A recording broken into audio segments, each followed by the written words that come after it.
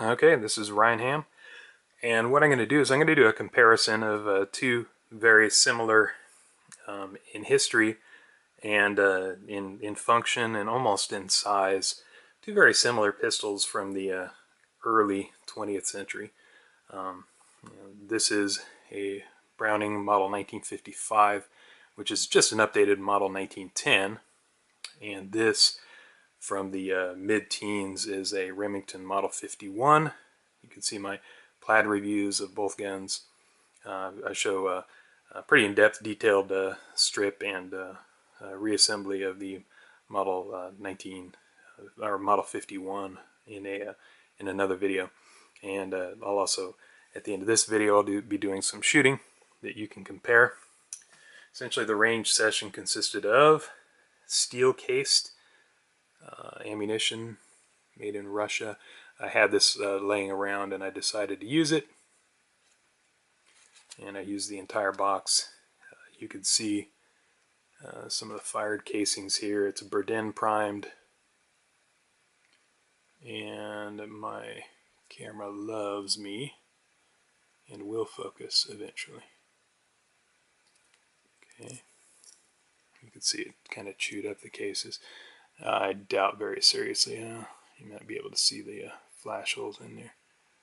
Okay, so that's the copper washed casings, steel casings that I shot out of it. Probably not the best idea in the world to shoot them through the Remington Model 51, but of the two guns, the blowback operated or the hesitation locked, the Remington actually shot them outstanding, and you'll see from the videos, recoil was about, I would say about a third less perceived recoil in the Remington. I was amazed. I shouldn't have been. I know the gun, and I'd shot it enough times, but I hadn't really shot them side by side. So shooting them side by side was a good wake-up call. Very happy with the Remington Model 51. I wish they would have made more than they actually did. These are both 380s, although they did make both of them also in 32 automatic. I do have a 32 automatic Remington. I do not have a 32 automatic 1910. I hope to get one day. So you can watch the plaid reviews. This is just a comparison of the two pistols. As you can see, this one is clear and this one is clear. And I'm going to go ahead and close the, if I do it right, I'm going to go ahead and close the slides so that we can get a comparison of size. And you can see the 1910 is, or can you? You should be able to see that the 1910 is shorter but fatter. It doesn't have to be. The grips are awful wide on the 1910. They can be narrower. You could probably get narrower grips, but that's what I have. A full cartridge, shorter, height-wise, and if you want to compare the barrel length, a full half inch, it looks like lengthwise. It's smaller. The bore access, where the bore is in comparison to the trigger and the grip, bore access is a little bit higher on the Remington, which means that it's got more inline recoil. Now, if you watch my plaid videos, you could tell that the Remington is a locked breech, hesitation locked, so it operates in blowback for a short period of time. You can see the bolt with the extractor there, and it does operate as both a blowback and a lock breech gun. So because it's a lock breech, it has a lot less recoil, and I'll explain. I could explain with Newton's laws and all that, but suffice it to say, because a blowback doesn't ever lock, the full force of the cartridge goes into moving the slide, and the slide travels at a pretty high velocity. And because velocity or because energy is mass times velocity squared or something like that. It's the square of the mass and the velocity. Boy, somebody's going to tear me apart on my physics on this one. Essentially, because it's a heavier slide and it's traveling faster on a blowback gun, it will transfer more energy to your hand. The energy required to operate the gun is about half of what this will put into the slide. It doesn't need to. What happens is on a locked breech is that the entire mass of the gun slows the rearward velocity as the bullet goes out there. So the slide doesn't ever get a chance to attain that much velocity. It relies more on spring pressure to chamber around. So what that means is, with the same cartridge, the same weight gun, everything else being equal, a blowback operated pistol will transfer about a third more energy to your hand. So shooting a 380, shooting a 32 would feel like shooting a 380. Shooting a 380 would almost feel like shooting a 9mm. And it essentially amplifies the power of the cartridge already. One of the reasons why modern, like the Kel-Tec and the Ruger locked breech compact pistols are so popular is because they're locked breech. They're still recoil operated, so they're still going to give you more energy than a true blowback locked breech oddball like the Remington Model 51. But they give you significantly less recoil than a blowback operated gun. And if you don't know, if you've never fired a Remington 51 side-by-side, I'll tell you, I have. You'll have to take my word for it or buy one of these and go out and shoot it for yourself. And they're collector's items. You can usually get into them for around $600 for a decent one. I'd highly recommend buying one if you're that interested, or you could take my word for it. All right, so overall, they operate very similar. They both got safety levers in the back. That one doesn't have the magazine in, that's why the safety lever isn't going anywhere. They both got thumb safeties that operate somewhat different. This one has a heel magazine release. This one has, the Remington has a traditional Browning style magazine release. The sights on this one, which I didn't show you earlier, are very tiny also. But it does have a knurled sighting rib along here, which makes it feel kind of nice. One thing about the Remington Model 51, it was designed to be ergonomic. Okay, we're back after a battery change. One thing I haven't mentioned is the Remington Model 51 was designed in a time when ergonomics weren't quite as important as they may be now. The feel of the gun, there weren't that many automatic pistols around, and they were just kind of learning how to do it. The feel of the gun wasn't really that important at the time. Mostly armies and police departments were buying them, and they were just caring about pretty much how good of a deal they can get, how much the capacity was, where the guns were made, that kind of thing. Remington was really trying to design a gun for civilians, and in doing so, what they did is they wanted a gun that felt good in the hand. So the Model 51 was the first, what I would call ergonomic pistols. You can see it's got a decent shape to it. Let me dry fire this one, and I'll clear it just to make sure.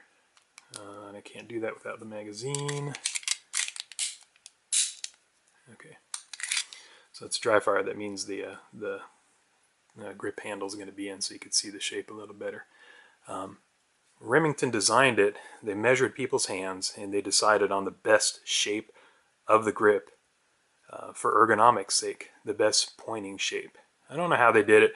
I suspect they had wood models. That's what I've heard, where they would point, and they would hold the model and try to point to the same area, and if they both pointed to the same area, then that meant that the wood model kind of matched where a person would naturally point, so that you didn't really have to use the sights. This is one of the first guns out there where you could point fire. You could just point where you wanted the bullet to go, and it would hit somewhere in the general area because it was ergonomic. What I found holding this gun and the Browning was that the Browning pointed in a completely different area. It tended to point low. Just the grip angle alone, it felt awkward. It doesn't feel like I'm holding something that was designed for the human hand. It feels like, you know, it's straight. I'll put the magazine in because that'll allow me to press this. It's just straight, kind of like a broom handle. No ergonomics. The grip angle is odd. It's not the right angle. Browning like this angle, but if you notice on the 1911 they have a it's actually got a different angle. This is the earlier angle. This is the one Browning preferred. That's why he designed his guns that way. But the 1911 has got a slightly steeper angle, and then they put a bulge in down here. Well, amazingly enough, Remington already had it figured out, or maybe they figured it out because this post-dated the 1911, where it's got a bulge down here, and the grip angle is a bit more natural. Kind of, let me see if I could put them together to show you. There it is. You can see the difference in grip angle just by kind of glancing at it. All right. Well, let's take them out to the range. What you'll notice, and I'll just wrap up. What you'll notice is this one isn't reliable, and it seems like it's got more recoil even on the video. Didn't like this. Love this. So there we go. Let's hit the range.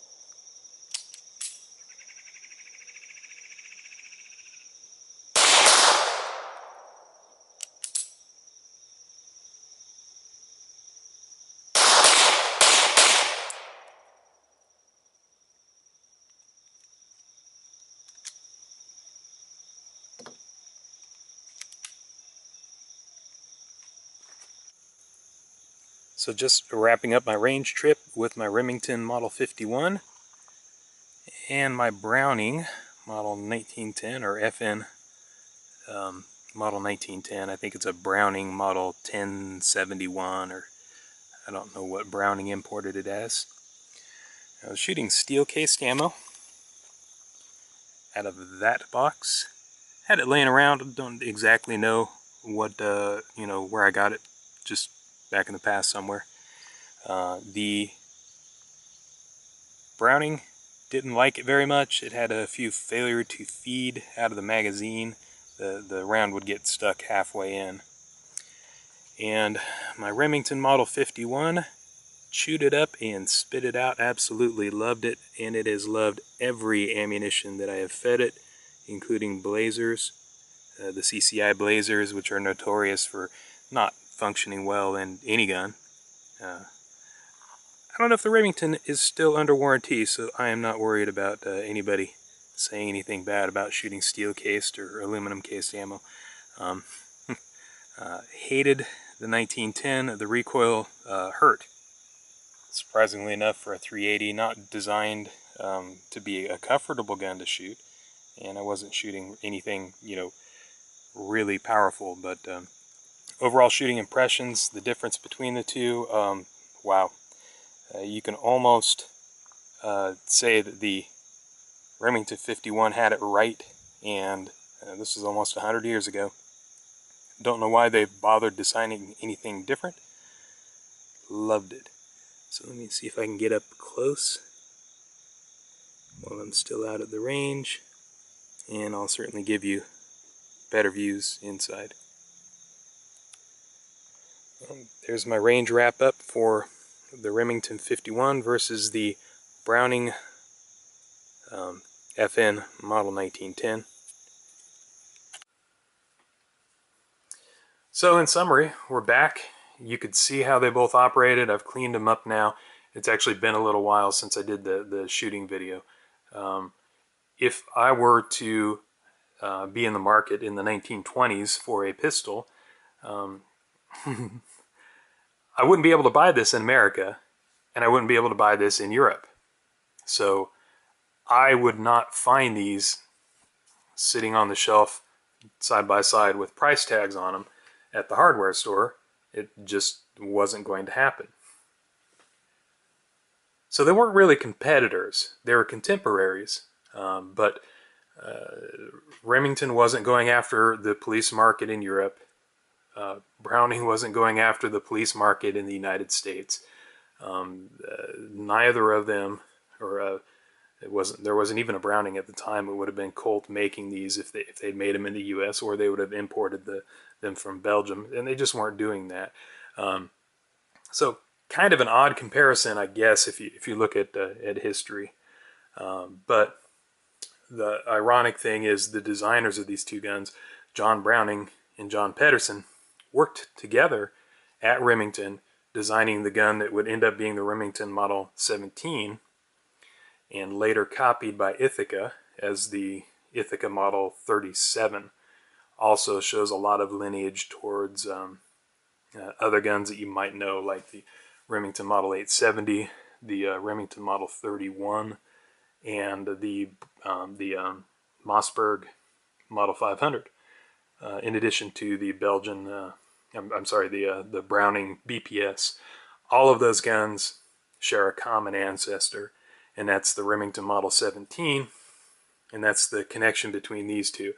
Browning and Pedersen both designed guns to fit the same niches in Europe and America, and then they worked together at Remington to develop the Model 17, the Remington Model 17, a wonderful gun, and I'll do another video on that later.